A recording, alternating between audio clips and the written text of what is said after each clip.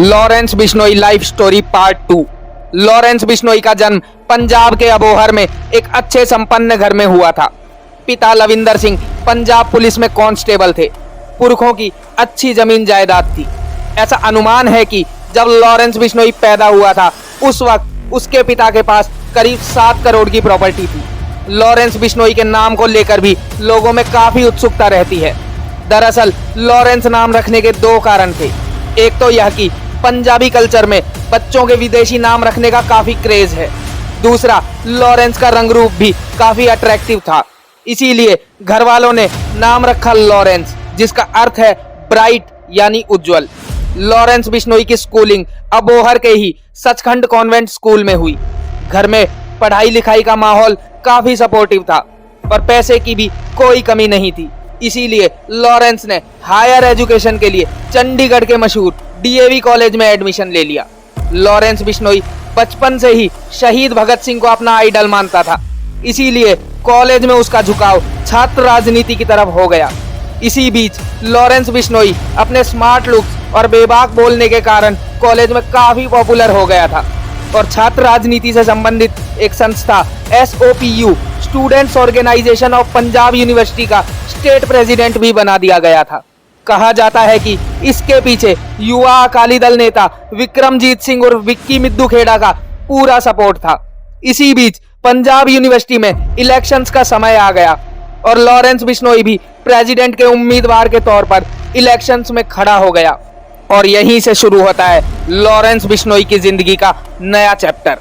सभी को लॉरेंस की एक तरफा जीत की उम्मीद थी, लेकिन होता है बिल्कुल उम्मीदों के विपरीत। लॉरेंस वो चुनाव हार जाता है और विपक्षी गुट से लॉरेंस की रंजिशें बढ़ती चली जाती हैं और इन्हीं बढ़ती रंजिशों और वर्चस्व की लड़ाई के चलते एक दिन इन दोनों ग्रुप्स के बीच में विवाद होता है और ये विवाद इतना बढ़ जाता है कि दोनों ग्रुप्स की तरफ से गोलियां चल जाती हैं। इसी गोलीकांड के चलते लॉरेंस बिश्नोई के खिलाफ पुलिस में पहला मुकदमा दर्ज होता है। जिस ग्रुप से लॉरेंस बिश्नोई ग्रुप का विवाद हुआ था उसे बम्बीहा गैंग से भी जोड़कर देखा जाता है, जिसके चलते लॉरेंस बिश्नोई और बम्बीहा गैंग की दुश्मनी पूरे देश में मशहूर है। अब लॉरेंस बिश्नोई की एंट्री क्राइम वर्ल्ड में हो चुकी थी। उसने इन रंजिशों के चलते फेमस गैंगस्टर्स जग्गू भगवानपुरिया और रॉकी फाजिल्का से हाथ मिला लिया। उसके बाद लॉरेंस बिश्नोई ने पीछे मुड़कर नहीं देखा और देखते ही देखते लॉरेंस और बम्बीहा गैंग की दुश्मनी पंजाब से होते हुए कनाडा तक पहुंच गई। लॉरेंस और बम्बीहा गैंग की दुश्मनी को एक दूसरा एंगल भी दिया जाता है। कहा जाता है कि स्कूल टाइम से ही लॉरेंस बिश्नोई की एक गर्लफ्रेंड थी, जो बाद में कॉलेज में भी लॉरेंस के साथ ही पढ़ती थी। फिर एक दिन लॉरेंस की गर्लफ्रेंड की एक रोड एक्सीडेंट में मौत हो जाती है, पर कई लोगों का मानना था कि बम्बीहा गैंग ने ही लॉरेंस बिश्नोई से बदला लेने के लिए पहले उसकी गर्लफ्रेंड का मर्डर किया और फिर उसे एक्सीडेंट की शक्ल दे दी। बहरहाल जो भी हुआ हो, लॉरेंस बिश्नोई अब क्राइम के रास्ते पर चल पड़ा था। बिश्नोई के जेल जाने के बाद संपत नेहरा को SOPU का स्टेट प्रेसिडेंट बनाया गया, जो कि बिश्नोई का बहुत खास दोस्त था। यह वही संपत नेहरा था जिसे बॉलीवुड सुपरस्टार सलमान खान को मारने की जिम्मेदारी दी गई थी। संपत नेहरा शायद सलमान खान को मारने में कामयाब भी हो जाता, मगर इस वारदात को अंजाम देने से पहले ही बेंगलोर पुलिस ने उसे पकड़ लिया। संपत नेहरा के बाद SOPU की कमान गुरलाल बराड़ के हाथों में सौंपी गई। गुरलाल बराड़ गोल्डी बराड़ का छोटा भाई था।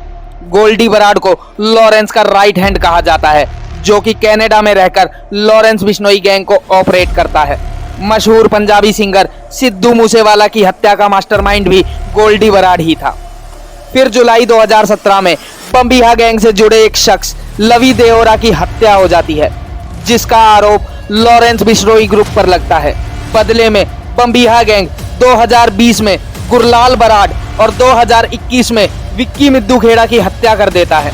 गुरलाल और विक्की मिद्दू खेड़ा की मौत लॉरेंस बिश्नोई गैंग को बौखला देती है और रिजल्ट में लॉरेंस बिश्नोई गैंग 29 मई 2022 को मशहूर पंजाबी सिंगर सिद्धू मूसेवाला की हत्या कर देते हैं, क्योंकि उन्हें पूरा यकीन था कि सिद्धू मूसेवाला गुरलाल बराड़ और विक्की मिद्दू खेड़ा की मौत की साजिश में शामिल था। फिर सितंबर 2023 में लॉरेंस गैंग कनाडा में बम्बीहा गैंग के गैंगस्टर सुक्खा धुनेके को सिर में 9 गोलियां मारकर हत्या कर देते हैं। अभी हाल ही में करनी सेना प्रमुख सुखदेव सिंह गोगामेडी की दिन दहाड़े हत्या कर दी गई थी। इस हत्याकांड की जिम्मेदारी भी लॉरेंस बिश्नोई ग्रुप ने ही ली है। कॉलेज इलेक्शंस में एक छोटे से झगड़े से शुरू हुई ये रंजिश खूनी इंतकाम का रूप ले लेगी, शायद किसी ने नहीं सोचा था। अब यह बदले की लपटें जुर्म की दुनिया में वर्चस्व बनाने की भीषण आग में तब्दील हो चुकी हैं और यह दोनों ही गैंग एक दूसरे के खून के प्यासे बन चुके हैं। पार्ट 2 में बस इतना ही। पार्ट 3 में जानेंगे लॉरेंस बिश्नोई की बाकी कहानी। धन्यवाद।